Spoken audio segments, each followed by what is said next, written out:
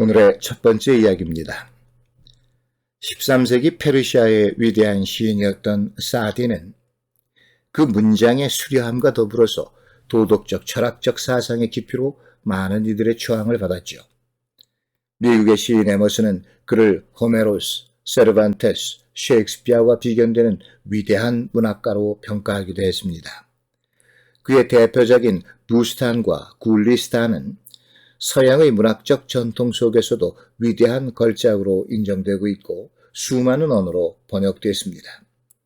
십자군 전쟁 때 포로로 잡혀 7년간 노예 생활을 겪기도 했던 그였지만 시를 통해 인종과 종교를 넘어선 보편적 인간애를 그리고 있어 큰 감동을 주기도 했습니다. 사디는 이란의 도시 시라지에서 명성이 높았습니다.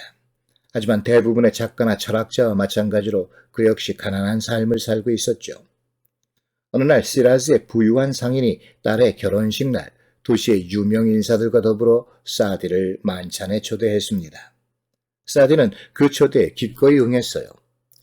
결혼식 당일 집주인과 그의 가족들은 문 앞에 나와 초대된 손님들을 맞이하고 있었습니다.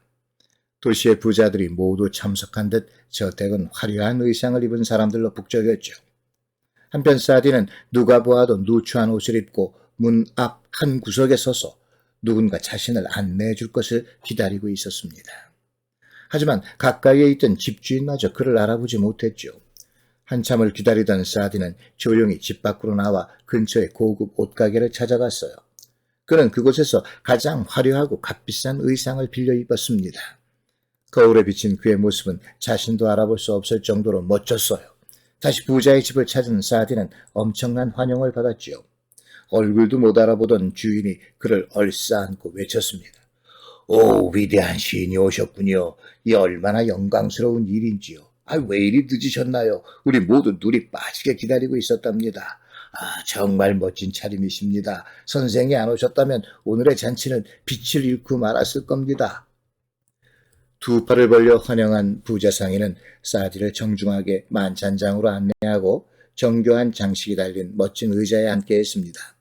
그리고 음식이 나오기 시작했습니다. 더할 나위 없는 훌륭한 진수성찬이 은으로 만든 접시와 그릇에 담겨져 있었습니다. 식사가 시작되자 사디는 입고 있던 코트 자락을 벌려 그곳에 음식을 넣기 시작했습니다.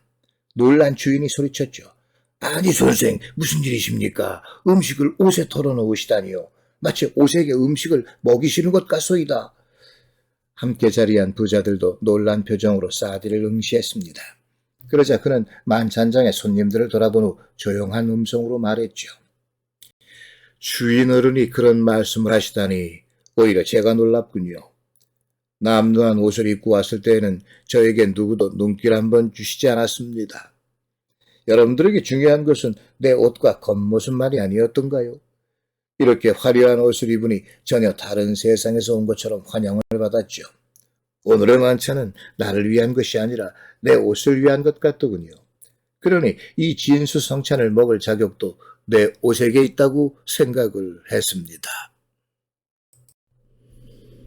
두 번째 이야기. 어느 날 밤 나는 너무나 화가 나서 가출을 결심했어요.